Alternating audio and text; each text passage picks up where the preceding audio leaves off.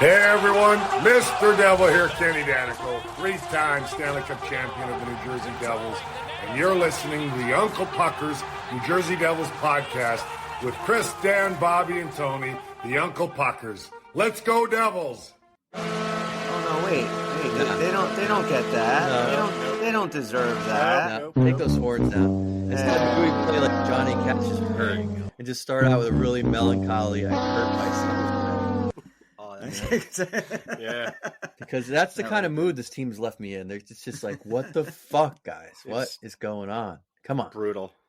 Yeah. We got a lot to talk about after that Washington game. The Devils blew it again, 4-2. I am Chris, along with Bobby and Dan. We're the Uncle Puckers. We're going to get into that. That's going to be a lot of fun. Before we start, high point of the season. No, not at all. I really hope it's not too, because things could get worse. So before we start, just a big thank you to all of our veterans. Thank you very much to all those serving abroad. Happy Veterans Day, and all those that are here. We appreciate you guys. When three idiots would be able to get together and do a podcast, if not for you guys. So thank you. And thank us for our service to podcasting. That's right. Let's not forget that either. Happy Armistice Day too. I can't even say that. Armistice Day. Yeah. Yes. Happy Armistice Day. Wonderful day that was. Yeah. I mean, the end of the Great War. You know what I found out about that? That was beginning of the next. It was scheduled. I personally it was crazy. like the sequel better. But when they were fighting the end of World War I, they had an armistice date. So they negotiated this. They're like, okay, on this day we're going to stop. But they were still fighting. They're like, we don't stop yet. So they're like fucking killing each other the last couple of weeks. Not only does everybody like know the war's over, they know precisely when it's over. So and they're still fighting. They all just forgot about those lives. Let's not talk about that. War ended years. They would just quit then. Like instead, I just gotta finish my task. Just give me a minute, will you? Right. We don't leave his job undone. You're like, you said we're going home next week. Why do we have to go get shot at tonight? Like I didn't. I guess I don't have what it takes to be a true veteran. So congrats to all of you. No, neither do I. Not at all. So let's talk about the Washington game. Yes. Yeah, that was ugly. I mean, that was just. I do have to say something. I'll make my point, and then you guys can probably tell me how wrong I am. But I'm over Lindy Ruff. I don't think this dude is doing a good job with this team. Are you starting the chant? Is whatsoever. Today the day? I'm not going to be the one to start the chant. But I really don't think he's doing a good job with this team. Now, okay, you pulled Vanacek. He let those two in 15 seconds. Not good. But I get why. I wouldn't have pulled him. I didn't like that he pulled him, but I understand why he pulled him. The team right. There's like two legit reasons people look at, right? The goalie just doesn't have it. He looks off. Right. Or we got to shake this team up. Right. And it looked like it was more like the latter. Right. I mean, I don't know. It was, he said he looked at him and he said he just didn't look right. So I think he went with just his hockey instinct there, which he's earned in that capacity. He's done it for a long time. Yeah, and then a little quick though. Sure. Just like, I felt like last night the line combinations were manic. I just felt like there was no rhyme or reason to any of these line combinations. Like I don't think that, to me, that's like a panic mode. Like instead of just kind of letting some of these guys try to develop a little bit of chemistry, like, we have a lot of things that we need to do wrong. And I kind of think, that we're doing wrong, that we need to start doing right. And I feel like he might be fucking with some of these dudes' heads a little bit. Then benching Alex Holtz in the third period. Quite a few, yeah. I don't think that was a good idea. Again, there's something either Lindy Ruff just really does not like about Alex Holtz's play. But like, he can't catch a break. I feel like he's working ridiculous. Hard.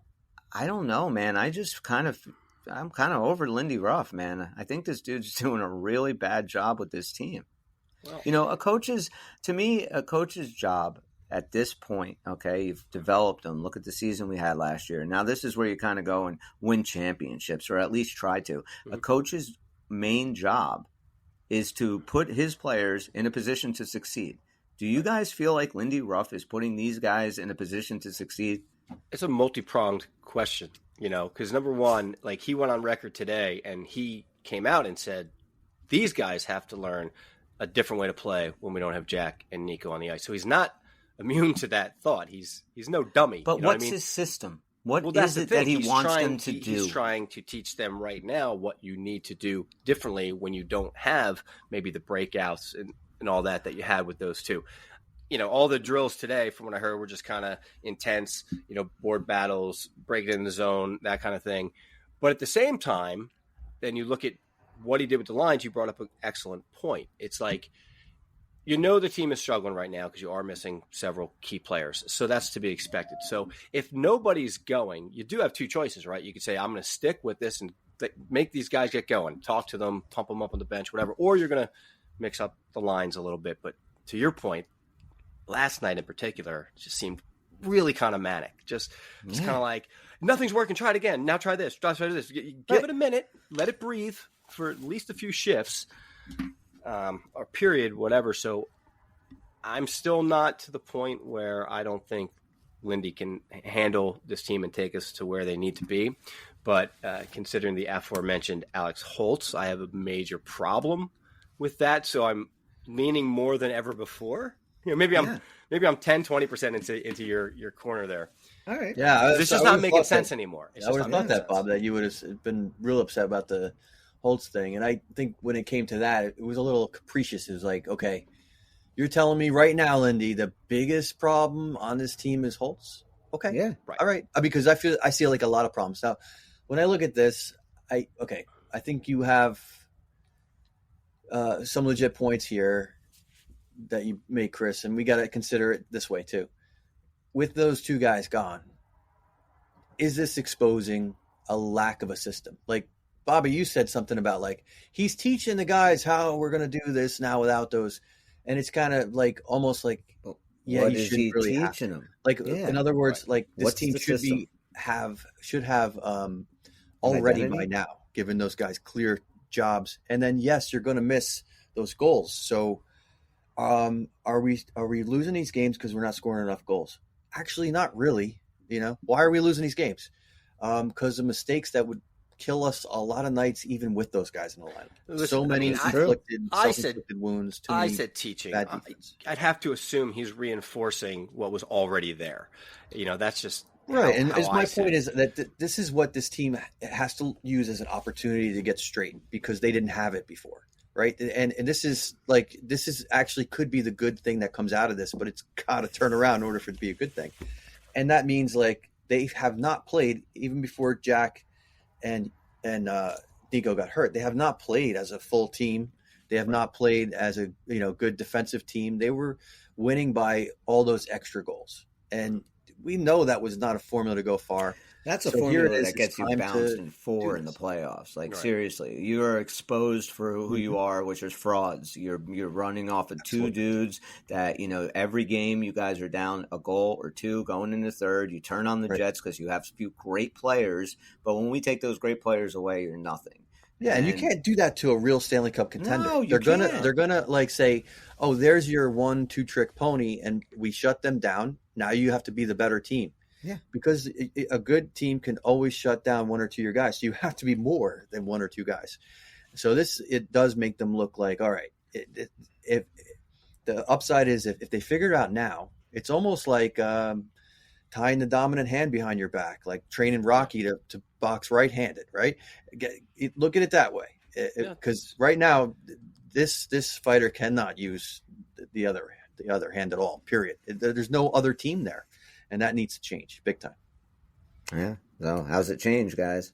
Well, I mean, I feel like everything is completely fixable on this team because right now it's lack of execution and lack of finish, whether you want to say we score enough goals or not. There's still a finishing element that they're missing. And just straight up compete again. I mean, all the guys are saying it. Like we keep shooting ourselves in the foot. We're always chasing. We're not hard enough. They don't have that same killer instinct they had last year. Like last year, the puck possession was unreal. And they, not necessarily just the extra chances you get out of it and everything. We were definitely more dominant on the puck, and we had way more possession. Now we are chasing. they're playing like they're just still depressed that Jack's not there. Like it's uninspired. Yeah. It's like, come on, guys. He's not coming back for a while, And inexcusable. Yeah. That's what I saw during that Washington game. Inexcusable. And then you're going to come on late in the third. You're going to get us, all close, thinking we can make this happen. And they looked good for 10 minutes, whatever it was. But why? That was the 2021 Devils in a nutshell. Like, that was that team, man. Like, that was, I guess, I think last year's season and this season were supposed to be reversed. I really do. Mm-hmm. We've regressed. This last year should have been the year we're having now, the on again, off again, trying to figure it out shit. We're supposed to have this figured out. Like, it's I expected us this year to go into the season and look like a Boston Bruin or a Vegas Golden Knight. That's what I expected. So much further from that than I expected. Yeah.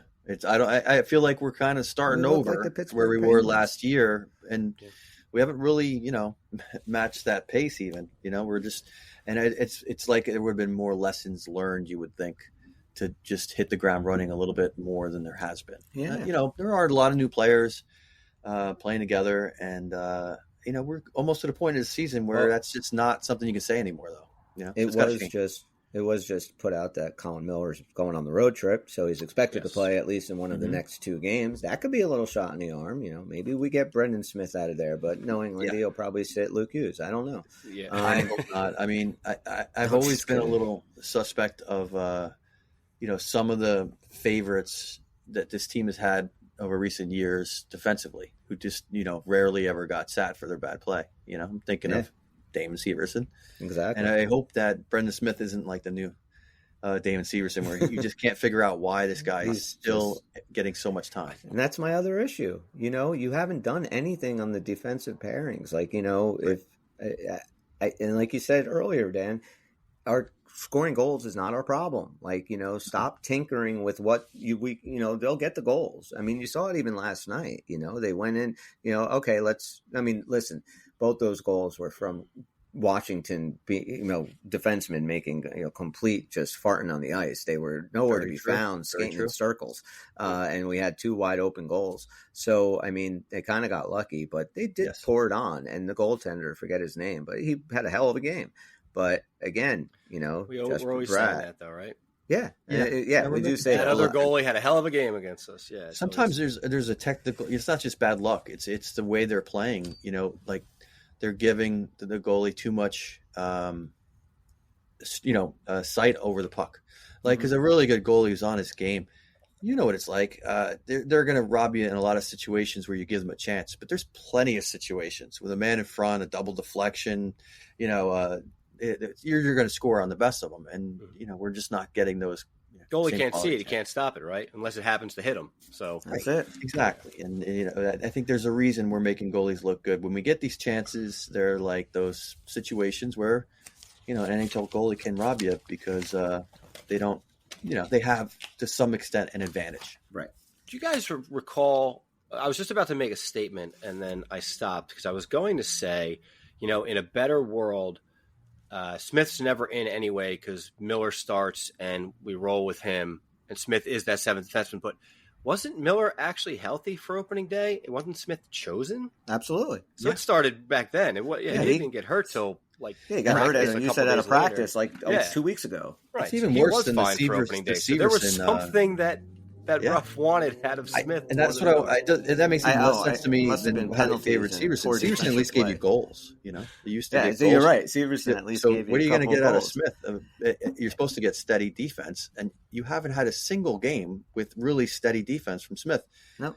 And that is getting a little befuddling here. I'm sure he's capable of more, but at this point, he should have been sat, I would think.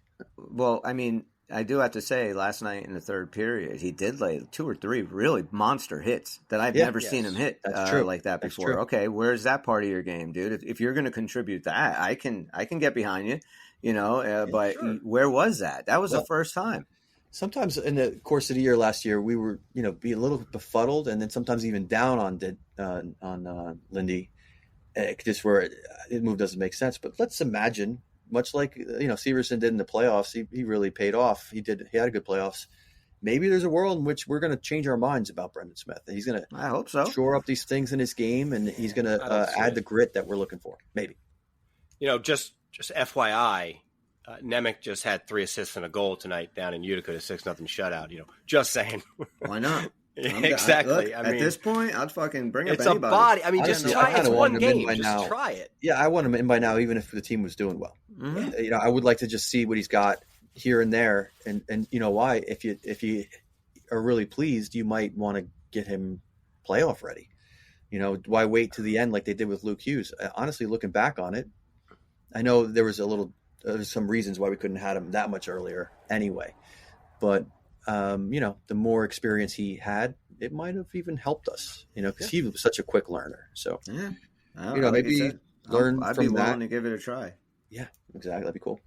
I have a feeling we're going to do our predictions right now. I have a feeling we were very optimistic last week. So I do have a feeling that this week's predictions might not be as optimistic.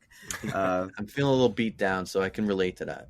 So there were a couple correct ones here, though. My first prediction, I said that Connor Bedard will have a multi-goal game on Sunday. Yeah, that wasn't good. Bobby said that Luke Hughes will have more points than Bedard. They both had 0 points. Yeah. Come on, Luke. Dan's first prediction that Jack will play within one of the next 3 games. Yeah. Not happening. Like I said, very optimistic. I was thinking of a mild concussion. That's what I was going with at the time. That was still in play. We could have a super mild concussion, and I was being optimistic. Exactly. But boy, that is so wrong, right? We're not likely to see him for a couple more weeks. That's what they're saying. The month of November, at least. I hope we can see him in November. Put it that way. Me too. Yeah.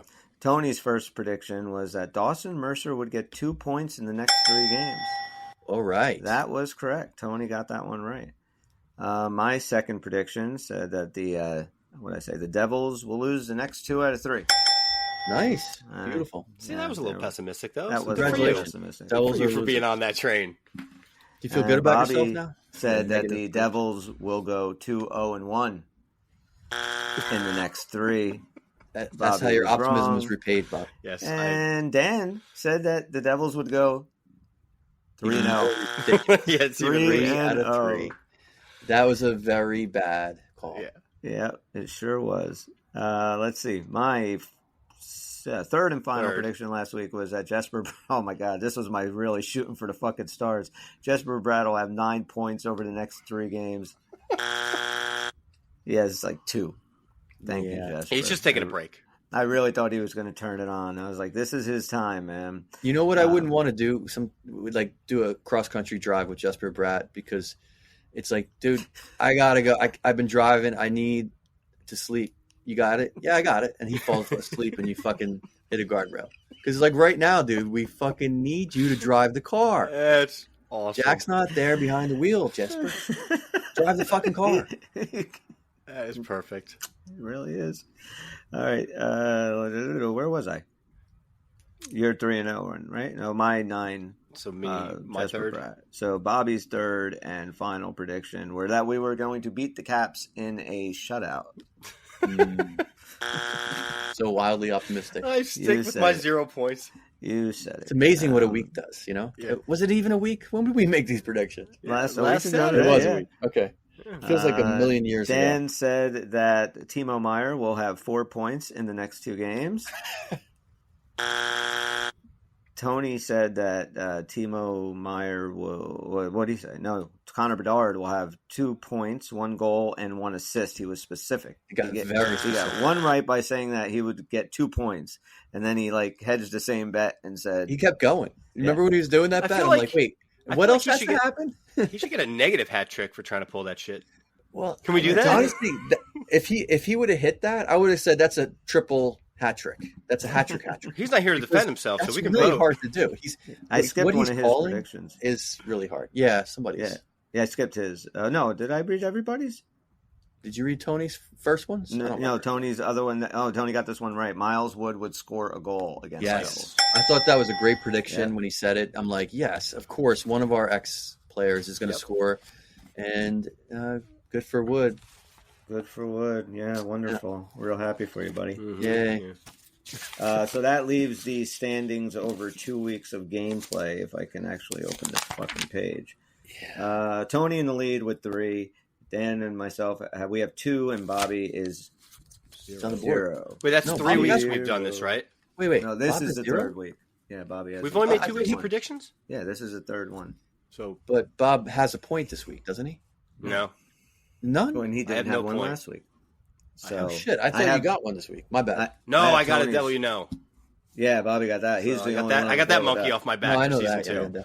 Yeah. All right, so Bob, let's start with you. What's your first prediction for this week? Oh, real quick. So this week's games are Tuesday night at the Winnipeg Jets, Thursday at the Pittsburgh Penguins, and Saturday night home against the Rangers. So 3, I think, really tough games. 2 division games. The way the Devils are playing, man, they have to beat the Jets and the Penguins. They have to. I mean, this is probably not beating the Jets, but we'll talk about that later. All right. Let's see our predictions. Bob, your first I need to get at least a point on the board, so I'm going with what I think is the obvious trend coming up, that Holtz will be a healthy scratch this week. At least one game. Interesting. I think you're right, too. I mean, yeah, you're right. It doesn't seem that far-fetched, right? Right. Mm-hmm. Not the way it's been trending. Yeah. It's not logical, but it's going. I'm going to go for a little. No, actually, you wait. I'm going to do Tony's first, and then you can do yours. Oh, yeah, he's got him. You got to say. Yeah, I got his. I don't think people want to hear my voice go 2 in a row. Alex Holtz will have 2 points at Winnipeg. That's Tony's first one. So you and Tony going completely. That'll be the game. He's healthy scratch. All right, Dan. What's your first prediction? I'm going to go with an easy one too. I'm going to say Nico's back. 1 game. Oh, I like that. One in the next week. That seems safe-ish. I have something to say about that, though. My first prediction, the Devils will have a goal differential of -5 or worse through the next 3 games. I love where your head's at. You're a very honest man. Yeah, it's depressing, right? Yep. All right, Bob. Sadly, it's not far-fetched. It's probably the most accurate prediction so far. Now, like I said, Alex Holtz getting scratched. Right. Yeah, Bob. So I'll go with a little more optimism now, and somebody who's heating up just a little bit here. So I'm going to say that Mercer will have a 3-point game in one of the next 3. One of the next 3. Yeah, I'm not picking the game. That would be awesome. Yeah. Because he. I mean, he's up there, center in the top. Let's go. What's Tony got? Tony's second prediction. Eric Hollow will have 4 points in the next 3 games. Interesting. We need it, so that's good. All right, Dan, your second prediction. I think maybe this is pretty low-hanging, too. I'm going to go with Colin Miller will be in the lineup. All right. I like Just trying to get the gimmies, Yeah. All right. I don't want all the fucking backlash from any listeners on my second prediction. The Devils will suffer. Listening. The Devils will suffer their first shutout loss in well over a year on Saturday night against the Rangers. Oh, you're picking on at the Ranger game? And you did it with the Rangers. What do we think, Dan? Does that warrant a hat trick for being specific, or is that still random? I have a little bitterness about giving points to something so obviously negative for Devils fans. I understand why he's worried about backlash. I'm about to give him some. Well, let's think about it, right? So they haven't been shut out in over a season. They haven't been shut out. Yeah, they said in the number of games it was like 90-something games. He was specific. I feel like if I said Mercer 3 points in a particular game, I feel like that is almost close enough to a hat trick. I'm leaning towards hat trick for that. I think it should be a hat trick. It's very rare. We haven't been shut out in like 100 games or whatever it was. You're going to call a shutout. It's been so long. And it's such a specific game. You didn't even say one of the next 3. I don't see how we can not give you a hat trick, but I don't approoappreciate the negativity. It's not. Look, the negative. It's not just negativity. I would like you guys to send all your hate mail. It is rooted in the reality of how this team is playing right now. He's. I'm not going to tell fans they really suck. Guys. No, Chris started pulling this way at the end of last week, and he's just sticking with it. I'm kind of like I don't like the way this is ready going. to fire Lindy. You almost went that far. There's nothing about what they're doing that's going to show you they're going to start winning. So if they do this next week, we open the show with the Fire Lindy chant that you recorded special for us, right? Wouldn't that be good? Wait, you broke up. What did you say? I'm thinking it's a good idea that if they do this, if you get this hat trick and they're that in the toilet by then, you should record a Fire Lindy hat trick and open the show with that, or chant and open the show. I don't think I'll have to be doing it. I think there'll be a lot of other people that might be doing it. You think it might happen in the stands? That could have been a prediction. Do you think we'll get that's a great prediction. That is a great one. Do I have any more left? Yours? Yeah, you have one left. Oh, we got one left? You do, yeah. We all do. We all do. It. We're going to get, Okay, so listen, I just think, like, I first of all, I was angry when I wrote these. Apparently, I'm kind of reading them now. I'm like, why would you say the Rangers? What the fuck? You must have just watched that game. I was just thinking about it all day, and I was getting fucking angry. Just like showering, all mad. Yeah, I just, but you fucking clowns. Maybe that would be what this team needs, right? What's that? That would be what this team would really Fire Lindy chant? No, to rally. Getting shut out against the Rangers. Listen. In reality, I do think that we're playing a game. I'm going to put crazy shit up, but like in reality, I think we have a legitimate chance. I think if they're going to get up for any fucking game, it's going to be that one. I know. Well, the Rangers playing super tight defense right now. So if there was a team that was going to shut them out in like the next, I don't know, maybe to this point in the season, it would probably be the Rangers the way they are playing hockey right now. So it's like not just a crazy thing to say like, oh, fans' worst nightmare. There's a lot of reason to think that if a team's going to shut them out, there probably has been a better chance in 2 years. And I could say the way they're playing and the way the Rangers are playing. The way they're playing right now. I mean, look, by the time that game comes around, they can, go and whoop up on Winnipeg and go into Pittsburgh and have a great game and really have a lot of momentum behind them going into that game. So it's not just, saying at this moment right now, if the Rangers played the Devils that played last night, we would have lost 11-0. Like that's how bad it could have been. We would have lost definitely worse because Washington was not playing great hockey, and that was really the horrible thing, right? Yeah. It was like, what are you guys doing? I feel like they listen to our podcast and they're particularly pissed, taking it out of the Devils. How much we had them drop it off. Yeah. Well, look, I mean, could be. We're not. I mean, seriously though, if anybody is going out there still doing the whole, this is a great team speech, like you can't do that anymore. They have not shown that this year that they're a great team. No, they've shown this so far. I feel like I'm going to keep the faith for quite a while longer because I still believe these ingredients are there, but the formulation of these ingredients is not working right now. We did not get, the product that on paper I still believe we can get. So that's the good news is that, when they wake up, it could be like a night and day difference. I still believe their ceiling is that high, but it's starting to become like the story of, I know, look, we can only blame the injury so much. Yeah. The fact is they have not played as a cohesive unit for any stretch of time throughout the whole season, even when they were 7-3. It's frustrating. It's very frustrating.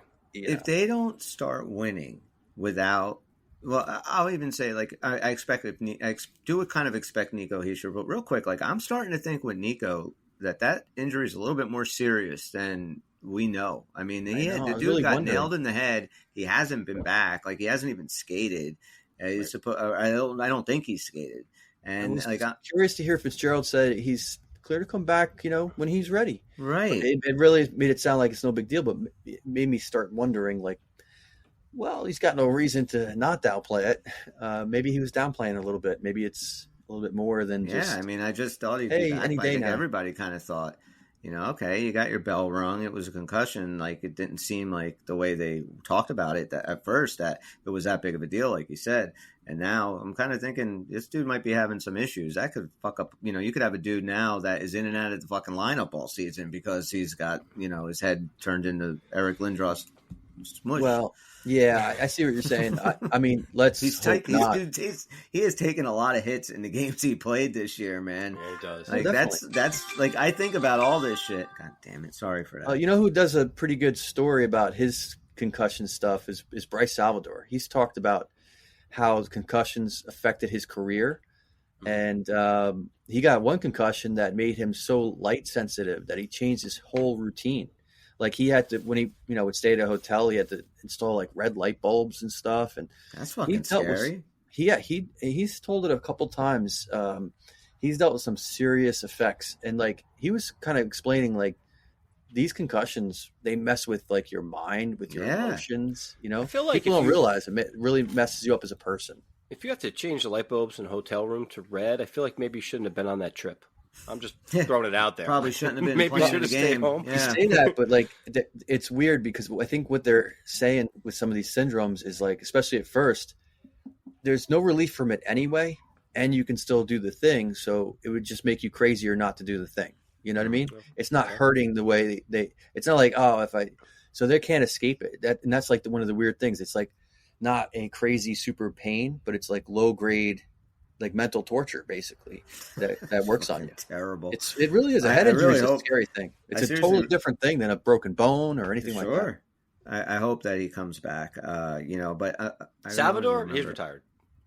He's not likely to play professionally again. I hate to tell you. They don't start winning without Jack. Or would you start thinking this team is just a bunch of frauds without Jack Hughes? Or like how bad does the design is an execution of that design and in some measure between the two, the design and or execution is just dog shit. The pieces are way better than just Jack Hughes. Like if I showed you a lineup of a hockey team and it was every dude in our lineup and Nico Hischier and Jack Hughes weren't on that list, you'd look at it objectively and say, that's a pretty good hockey team. Yeah. You know? Then the flip side, last night, I do believe that we did not have a natural center on any of our power plays. Okay, which brings me to which is crazy, we don't have a natural center in Utica to frickin' bring up right now. Like this seems crazy to me that they wouldn't do this. And it could have allowed some of the cohesiveness that you were talking about, like because if you're doing more straight up substitutions for those guys, you can kind of keep the lines and realize they're working at a reduced capacity. But instead now everybody's juggled around for better or worse, you know. And it killed us on the power play. Yes. That killed us on the power play. It was a draw. Yeah, every draw. Timo Meyer's taking your draws. Yeah, I know. It looked brutal. That did. It was a bit of a fucking. It was like a total giveaway. Just take it. I'm just going to back up so we can start to play. Terrible. Bobby, what's your third and final prediction? This one's not going to get me a point because it's rough. But Hughes and Marino will be paired together to start a game. Yeah, Luke Hughes. Okay. And Marino will be a pair to start. Dan Marino or which Marino? Yes, Dan Marino. Snowflake. Laces out, Dan. Where am I?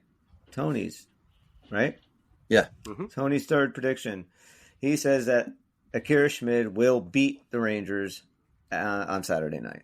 That's Tony's third and final prediction. Okay. I do feel like he's going to get that start regardless, so that's a good starting point for him because he has to play it in order to beat him. Now. I don't know right now. I mean, I don't know. It's really crazy to tell because it kind of feels like Lindy doesn't trust either goalie. So I don't know. Yeah.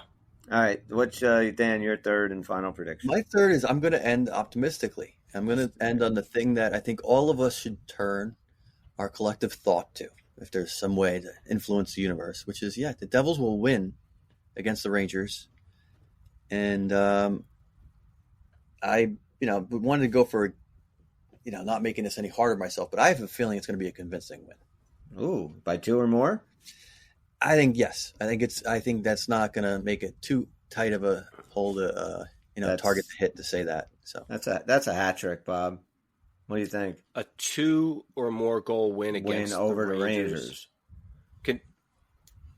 Okay, I'll give it a hat trick because they're playing so shitty. I think if we were playing a normal game, I'd have a problem with that. I wouldn't even have brought up Patrick if we were playing the way we're supposed to be playing. Given the situation, I do think they're going to be pumped up for that game, as I mentioned in the last podcast.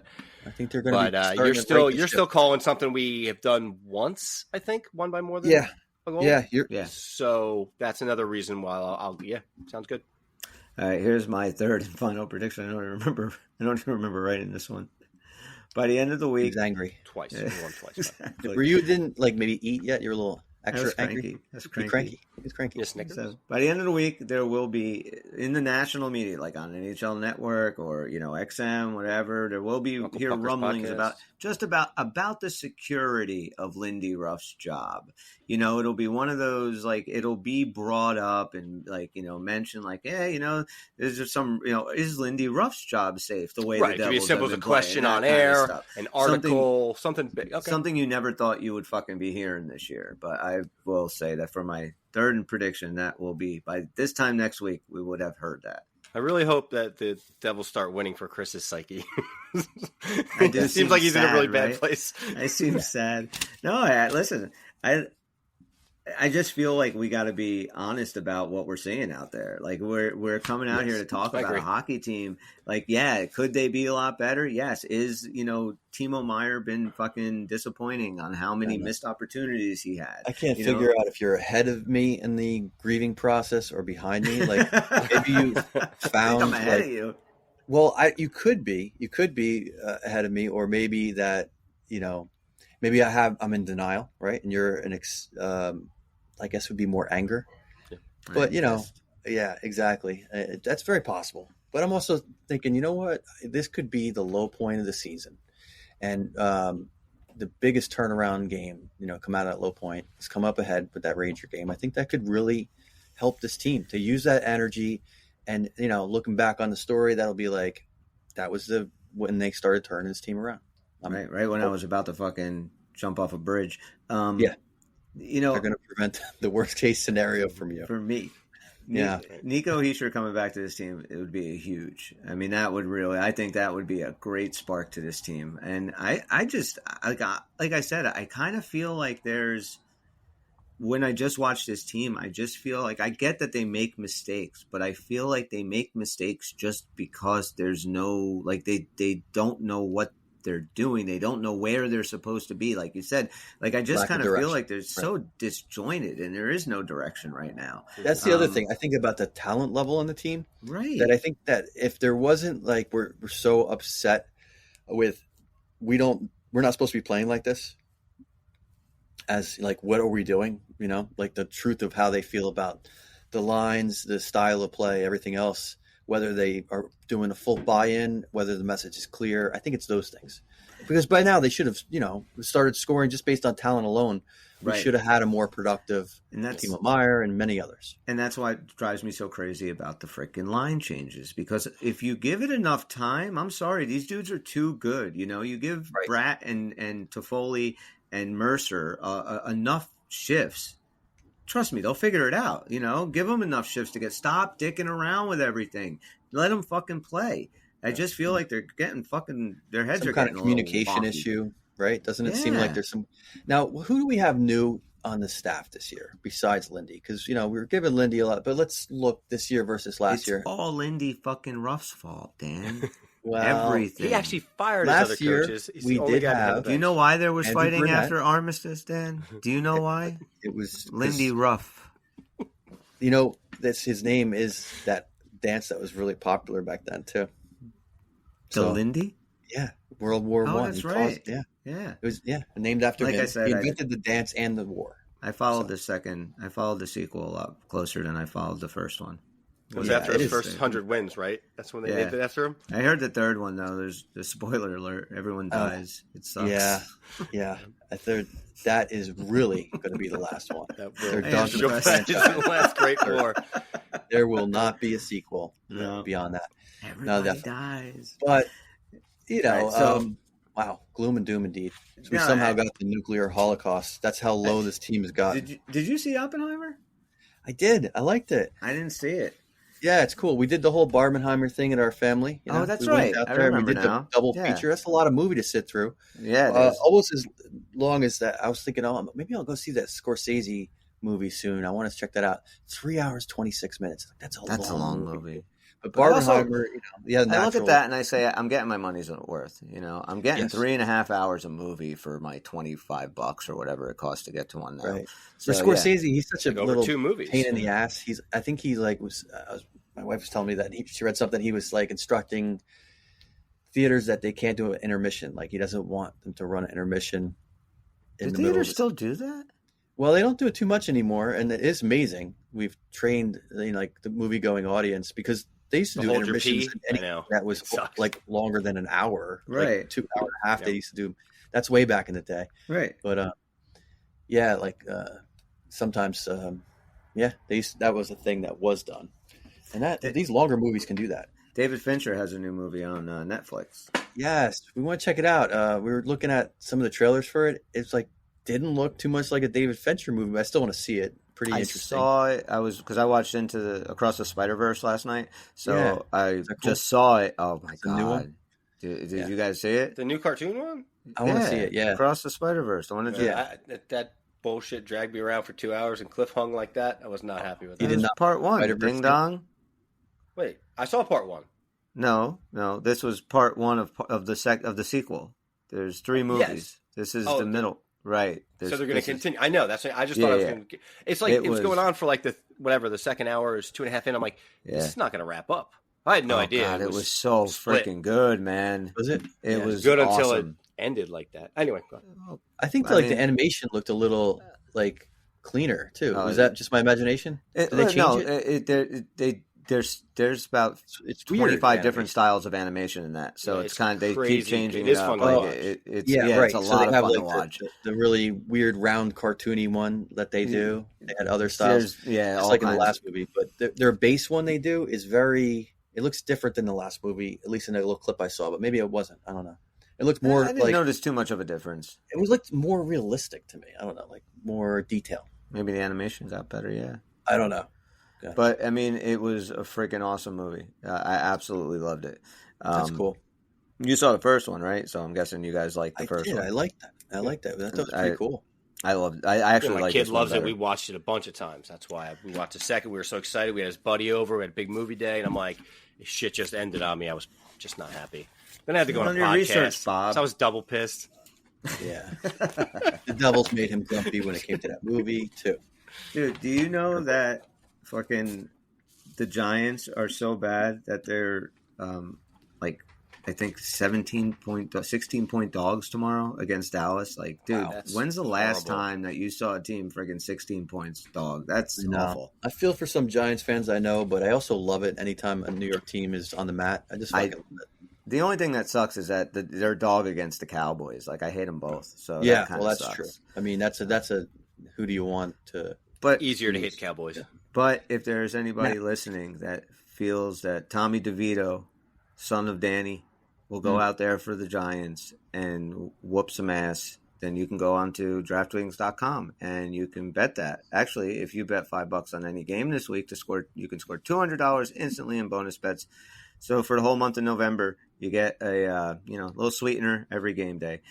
Get in on game day greatness. Download the DraftKings Sportsbook app now and use code THPN. New customers can score $200 instantly in bonus bets when you bet $5 on the NFL. That's code THPN only on DraftKings Sportsbook, an official sports betting partner of the NFL. The crown is yours. Gambling problem? Call 1-800-GAMBLER or visit www.1800gambler.net. In New York, call 877-8-HOPE-NY or text HOPE-NY. In Connecticut, help is available for problem gambling. Call 888-789-7777 or visit ccpg.org. Please play responsibly on behalf of Boot Hill Casino and Resort. Licensee partner, Golden Nugget, Lake Charles, Louisiana, blah, blah, blah. 21 plus, age varies by jurisdiction, void in Ontario. Bonus bets expire 168 hours after issuance. See sportsbook.draftkings.com/football terms for eligibility and deposit restrictions, terms, and responsible gaming resources. Nobody in the world listens to what I say but I have to say all that. We listen to every word. I love it. It's great. It's void in Ontario, everybody. Void in Ontario. Do you think there'll ever be a time where we hear it so much we can actually recite it without having read it ourselves? I had a nightmare where I heard this. Yeah. I've tried to do it, like just sitting there trying to do it without looking at it. That's what you're going to do the last year of your life in a wheelchair. You're going to be reading that. If I even give a little bit you won't stop doing the ad. Dan and I will be at the casino. Yeah. Just laughing at you. Just old me in a wheelchair going up to my kids going, get in on game day greatness. It's perfect. Thank you. Download DraftKings Sports. You don't have to do the commercial anymore, Grandpa. Let it go. DraftKings has been out of business for 20 years, Grandpa. Use code THPN. We stopped doing the podcast when the Devils didn't make the playoffs in 2024. They're a Mickey Mouse team, but deposit restrictions in terms of responsible gaming resources. Okay, Grandpa. Back to you, Ben. Oh, Jesus Christ. That kind of makes me think of the holidays. The holidays are coming, guys. That's the time for family. Grandpa repeating himself. shitting himself all at the same time. And, what do you like to do at these family gatherings? You like to put your damn earbuds in so you don't have to listen to Grandpa farting and repeating DraftKings ads and whatever he's doing. It's a good time of the year to have earbuds in. I know my kids like to wear them all the time. It's mostly to ignore me, which I understand. It's okay. But that's the world we live in. So there's nothing better to aid you in that than the everyday earbuds from Raycon. Raycon that makes the everyday earbuds their 32-hour battery life and a perfect in-ear fit. Imagine wearing it for 32 hours and it's a horrible fit. Well, you don't have to worry about that. How do they know it's going to fit my ear? Like Iron Maiden. Your ear. What's crazy? That? How do they know it's going to fit my ear the way it's going to fit your ear? Ways of knowing things. I'm not going to get into it for legal reasons. They're in my head. Yeah, don't worry about it. Kind of. Did you see the latest Black Mirror? It was a lot like that. But perfect in-ear fit. They are fantastic. Raycom's an interesting company. They're like what I like to call product diversified, because in addition to the everyday earbuds with 32-hour battery life, would you believe they make something called a Magic 180 cable? I was like, what is this? 180 goes one way and the other? I had no idea where this was going. But it turns out, guys, it's a 5-star reviewed Magic 180 cable that allows you to charge iOS, micro Type-C up to 8 times faster, and with 100-watt power delivery, which seems like a dangerous amount. But, it's a great product. Nothing you would expect, and all that you ever desired. Add to that their faucet filter. You live in New Jersey. You know your water is suspect. All right. It's a running joke.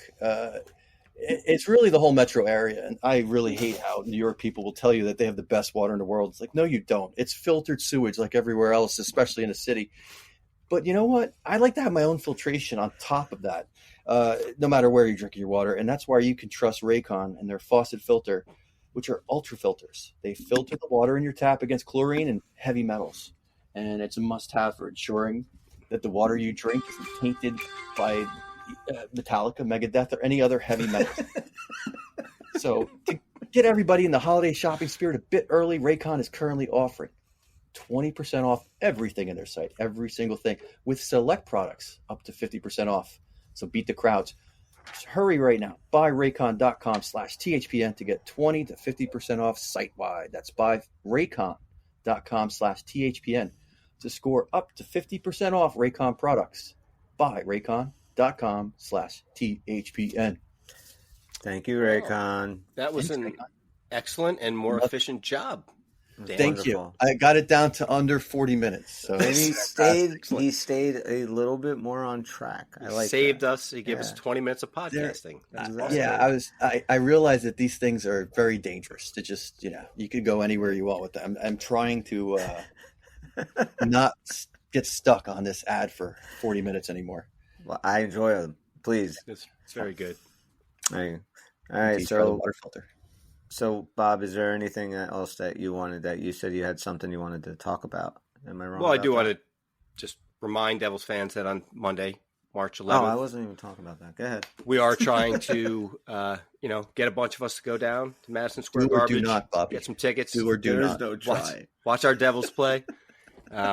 Just going to go have a good time. Let's get out there and take over their place. Give them a little taste. Be aggressive, guys. Be aggressive. Listen, I mean, it sucks. Madison Square Garden sucks. We all know. Hey, you guys know when you walk over like the sewer grates? Yes. In New York, and like that stench that comes up. My skirt up. And I push it down. It smells. Sexy face. Right, Maryland. Do you know that's actually the exhaust from Madison Square Garden? They pump that out into the streets, so it's a horrible place. Nobody wants to go there. Is that true? Yeah. No. Wow. Oh, no, okay. Just poking fun at that shithole. But seriously, guys, we are trying to get a bunch of Devils fans to go to that game Monday, March 11th. It's going to be a good time. Let's try to get 30-40% of that place filled with Devils fans and have a good time, right? That's right. That's going to be a blast, dude. That is going to be a blast. Are we starting a riot during this or anything like that? Only if the Devils lose. We're going to have signs up, all of us, that say, if the Devils lose, we riot. Will this end better or worse than January 6th? I was thinking equal scale. Okay. Yeah. Depends how you look at it. shit inside Madison Square Garden. Which one of you guys is wearing the stupid like on hat the floor? With the horns? You guys That's Bobby. Bobby's got the hat with the horns. He's the what's your name again? They have a weird name. That guy. What's the fuck's his name? I don't know, man. I don't know. Weird horn hat guy. Yeah, weird horn hat. Who are you going to be? I don't know. I'm trying to think of my favorite cast of characters. Raycon guy? I'll be that woman who gets shot. What was her name? I don't know. Great. I'll be the one that shoots her. Oh, great. We're ready to go. It's going to be a blast. Yeah, it sure will be. Yeah, I think we should definitely riot. And then we should have blame something it on else Ranger fans. Yes. So I just want to mention something here because I know I'm probably on my own island for this particular one, and I'm trying to come around. No man is an island, Bob. Yeah, that's right. I'm glad you said this is my safe space, right? It's just the three of us. More of it. Safest space. Pretty much guaranteed nobody else is going to hear this, right? So, no. 5 or 6. Yeah, I'd just like to point something out here, and you guys can go ahead and say whatever you want about it. But in 62 games, there's a player with 8 goals, which equals about 1 goal every 8 games. This year, he's got 4 assists. He's a -7 with 19 penalty minutes. Some of those penalty minutes are probably sticking up for some players, which is great. 3 of his total 4 points are on the power play, leaving only 1 even strength point for the year. He averages 15 minutes of ice time per game. I know. And that is Andre Palat. Yep. You say I hate him. I don't, but I just don't get how he's playing well. Like, I just, something has to happen here. And then when I see what happens with Holtz, who inversely has, tons of even strength, 5 even strength points, 10 minutes a game, playing well. Something's just missed here. Like, what am I missing? What am I missing with Palat other than I know what he brings with the intangibles, but this guy's been here now for 62 games. He's got 8 total goals, and I know he's not a goal scorer, but this is going out to be 10 goals in the year at $6 million. I mean, what can he do to really turn us around? Because if you tell me that he is the guy that is like, he's not a regular season guy. He's a guy that turns it on when the season's on the line and that sort of thing. Well, then I challenge you to say the season's on the line, like right now. Go out there and get us the first goal, so we're not chasing, like, or tie the game. Like, he's not finishing, challenge. And he's getting some wide open chances. He looks like Holla last year. Threw down the gauntlet. Listen, have you not listened to me this entire podcast? There is no devil there is no devil save. Andre Palat is one of the fucking supposed to be a dude doing exactly what you fucking said. Fuck him. Yep. I hate this whole team right now. It's cool. That makes it way better. No, he's now moved to acceptance. Like, dude, this guy. Listen. He's got to step up. But I will defend him in a sense of I do blame some of his inconsistencies with how they're. Andre Palat comes from a very structured system in Tampa Bay. Right, absolutely. It's a very structured system. He had a fucking job. He knew who he was playing with every week. By the way, it's the excuse that everybody has in common, guys. It's like it's you know what I mean. How could Andre Palat be so far off the mark and guess what? He's not the only one. Right. We have a long list of guys who are off the mark. So that tells us it's the system. Right. This is not a personnel problem. I don't see it as a personnel problem. There's been a few games with lackluster efforts. I think that a couple players, I'm thinking about Marino, are particularly lost in the system. Marino is playing poorly, like in a lot of different. Like it's a little different for me. Like he's just. He's also, but he's just playing poorly. And I'm just surprised that he wouldn't play better in a bad system than he is, because he didn't seem like he seemed like a more on his toes kind of cerebral kind of defenseman, and I'm surprised he's not like just figuring out how he can do what he can do in the system that I don't think he makes sense. Yeah, I mean, is Lindy just trying to coach this team? And maybe I'm completely fucking stupid by saying this, but like. Trying to coach this team the same way that he'll coach them last year. Shut the fuck up.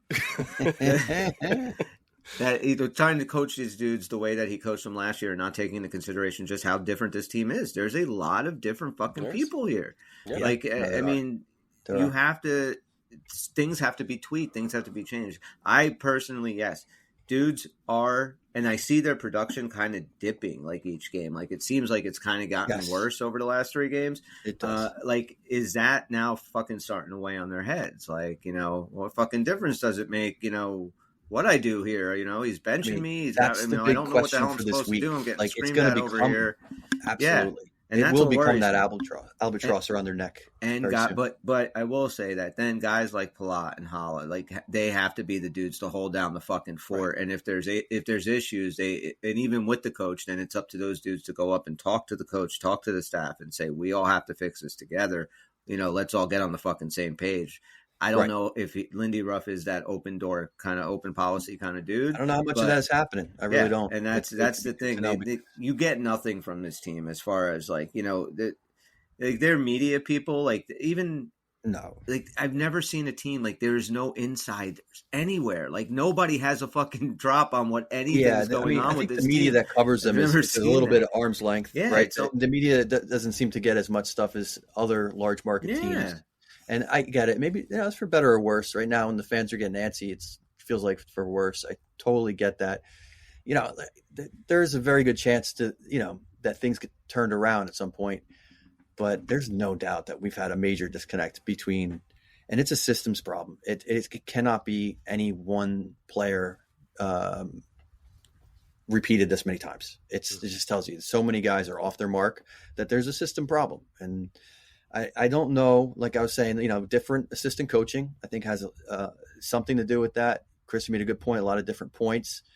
But then, when it comes to players, Bob's points, you make a very good one there. That is, on paper, Palat does not look like he should be getting this ice time with those numbers. But then Chris brings up what I think is very accurate, the intangibles. But then again, the counter argument to that, which I would, is that where are they? Where's the production with that?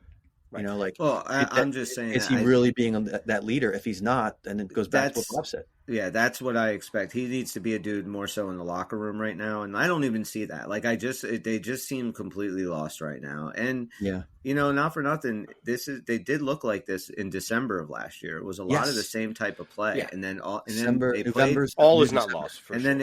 Dude, listen, I still have huge hopes. I'm looking at the standings, and I'm still like, the Rangers are not fucking out of reach. We have 69 games to get to play still. Like we haven't played well. Yes, and we haven't, and that's cannot settle at this point. I don't mean please don't. I mean there's no fucking way that they are going to settle in at this level of play. There's another gear. The question is, will they find that top gear at the right time? But they will find something better than this. Yeah, I mean, to be a man, you can't play much worse than this. So to kind of circle back to me saying I'm getting a little closer on board with you about having problems with Lindsay. I mean, at the very least, why can't Holtz be given a little bit of opportunity up on that top line instead of Palat? I'm not saying it's got to be the whole game, and I know what Palat brings, but for God's sakes, just give the kid one game where he gets 15 minutes with somebody who can feed him the puck. Can we just see it? I think it's worth trying it. Absolutely. Right? What do we have to lose right now? Nothing. I think there's a strong argument. It's not going to happen, though. No, it's not. And I don't even, and I agree with you. I don't think, I don't think Holtz will be in the lineup in one of these games. Probably not Winnipeg, but it kind of seemed like a bit of a disconnect too, because maybe I'm wrong, but I thought that Tom Fitzgerald kind of gave Holtz a pretty glowing recommendation about him just recently, right? Yep. And then the season, I guess, right? Then the next practice, there's all these reports coming out that Alexander Holtz might be scratched against Washington. That's all coming out the day of the game and everything.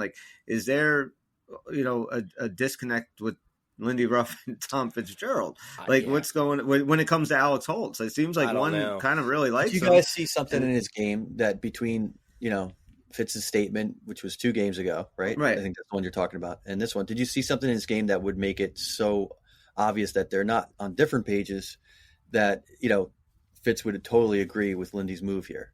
Well, I mean, I kind of Tom Fitzgerald's statement kind of made me think that maybe Alex Holtz is going to start getting a little bit more of an opportunity, and then it wasn't. So I mean, they could have been on the exact same page. I don't know, sure. But I took it the way that okay, maybe they're going to give Holtz a little bit more of a push, and like you said, maybe give him a couple of shifts on the first line. What the hell do you have to lose? I mean, the team's playing like poo. Yeah, I mean, he got signaled out when he was benched in the third period. Basically, he said that he wasn't tough enough on the 50-50 battles, which you can say that about half the team. Now, I'm looking at social media, and I don't know if this is true, but there's like a contingent on it that are saying like Lindsay always has like who's a Lindsay? whipping boy. Is that Lindy Ruff's wife Lindy or Ruff, his girlfriend? Lindy Ruff. Lindsay Lohan. Yeah. That he has like he always has Lindsey like Graham. this one person he just kind of dogs down on. I don't know if that's true. Like I haven't seen it in the couple years he's been with us, but if that's a thing, I don't know. And if so, if it's Holtz, why? I don't know. Yeah, he's not doing anything wrong for what you expect from him. And even as much as I like the guy, I'm not sitting here going, oh, he's the next player on this team getting 30 goals. I'm saying he's an up and coming kid throughout the course of the season should give you, 12, 13, 15 goals. But you should at least see him develop. As he eases in. Yeah. There's no development there. It's like, and I don't know. I mean, maybe this team shouldn't be worrying about developing players. We should be. If Holtz was making a lot of defensive mistakes, if Holtz was making a lot of defensive mistakes more than others, I would actually kind of support going, look, your offensive numbers are good, but we need to tighten up defense right now. But I really don't see him as a bigger defensive liability than these other guys. No, that's the whole thing. On our team. He doesn't. So I don't understand the move, to be honest. I like my question is like, why him? I mean, he's a -5 to put it in perspective. So is Toffoli. Right. Palat's -7. Myers a -11.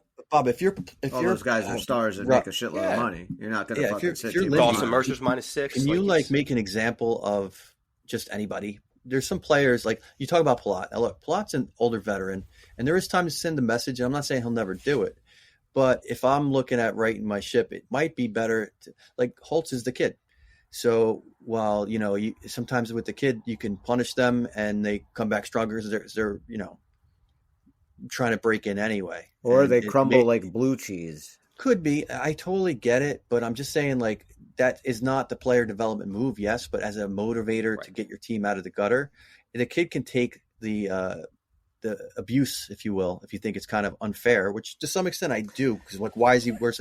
More than like breaking a relationship with like Paula or I think that a veteran should be able to take it better and realize I've been doing this for 10 years. If I got sat, it's for a fucking reason.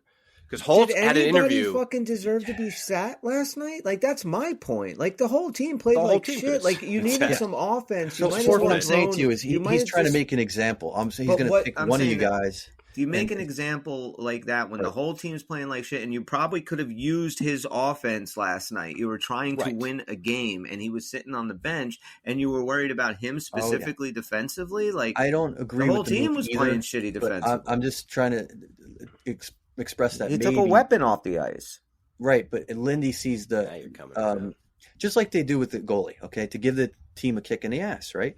Well, to give the team a kick in the ass, you can also bench a player, okay? Yeah, absolutely. If you're the coach and you got that card to play, because that's not like a card you want to play, but sometimes you feel like, okay, before things become irreparable, how am I going to wake these guys up? One way is to bench a player. Now you have a choice. Who do you bench?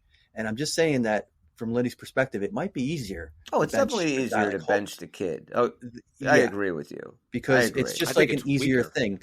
It is a little weaker too, Bob, because it definitely sends a stronger You've already demoted message. him. He's going down and down. I see your point too, right. It sends a stronger, but you got to keep a little powder dry, right? Because we're not total panic mode yet. So like maybe it's like what he felt like was a measured response. Okay, this guy sits. You ever seen a coach really pissed off, like maybe at the youth level, and they will, kind of just once in a while just pounce on one person, and the whole team realizes that guy was the wrong place in the wrong time. And it could be a move like that. The coach is pissed, maybe. I'm just playing devil's advocate. Listen, I mean, did you mute? I don't hear him. He moved. I think he unplugged his cord. I'll just tell you that I think, he'll be back, I'm sure. I think his face is gone, so it's a lot easier now. Yeah, it is. But Lindy will like to, keep some powder dry here, not panic. And this is a move he Hang on, I can't hear you guys. That's okay. That's awesome. I can hear you now. It's good.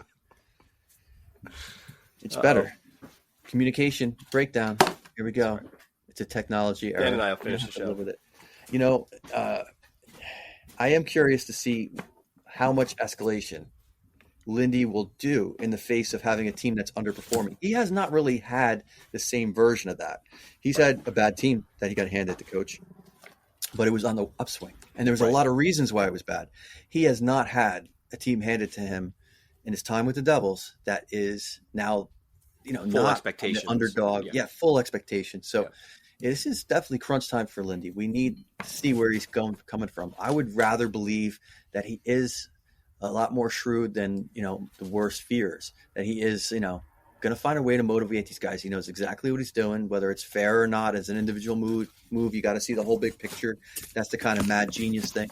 But, it is also possible that he's like losing it and just doesn't see what we see.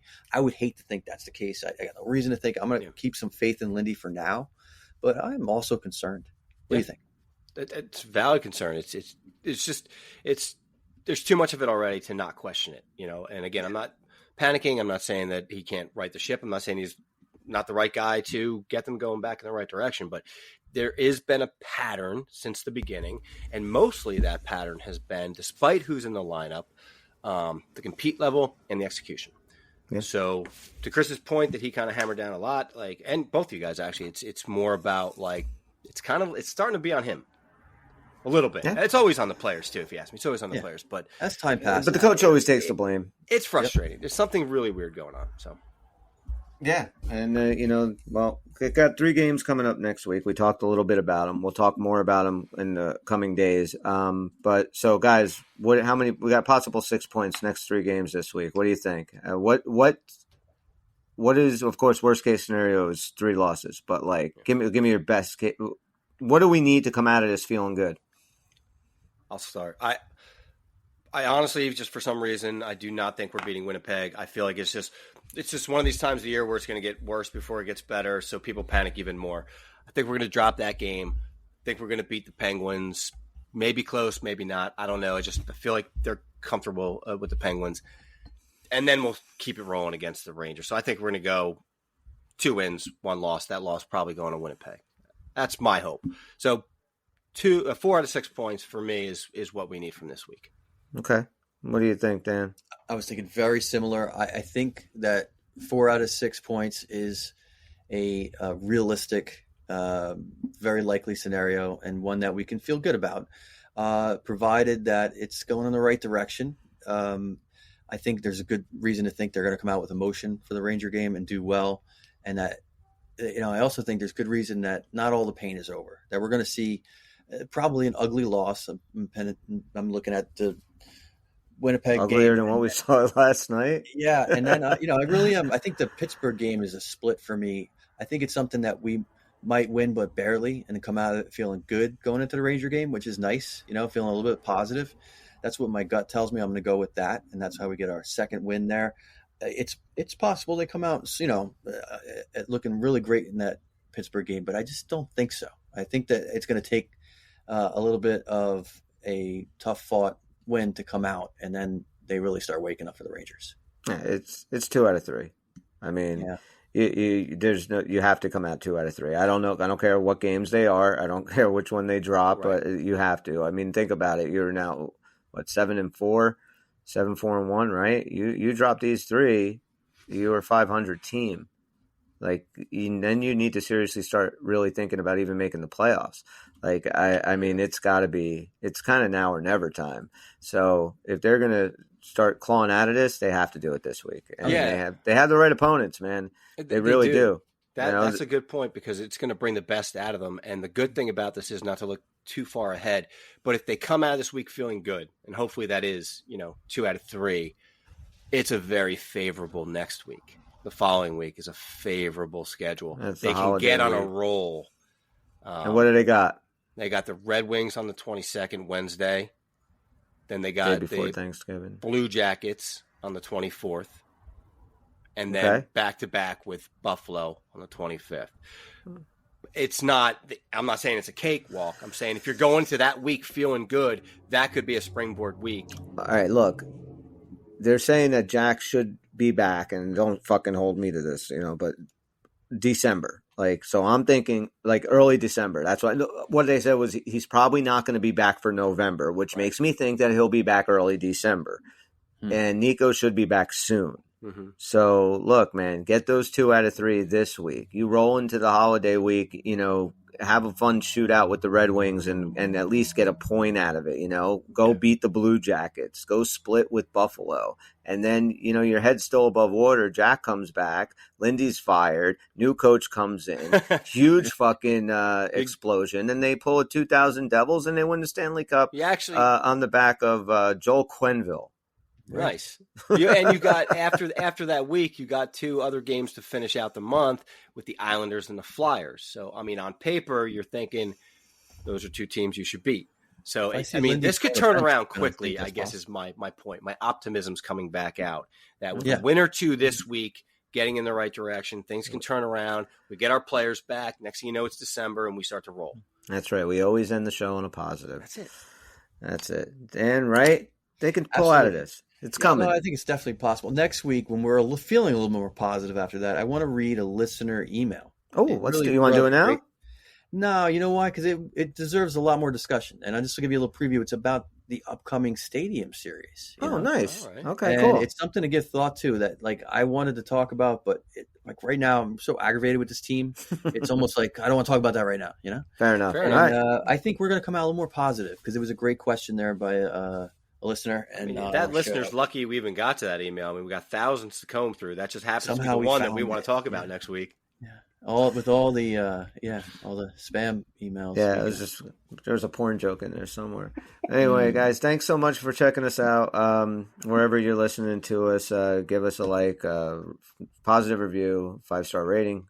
It's very helpful, and we like when people are helpful. So for Bob and Dan, I'm Chris. We're the Uncle Puckers, and we'll see you next time. See you when we see you. Look at that. Puckers out, bitch. Look at that. Oh, I love the outro. There they suck again. Yeah. I've had this shit down for 2 weeks now. This is some bad hockey. It's over, Johnny. Bad hockey's over. It's over. Here comes the good hockey.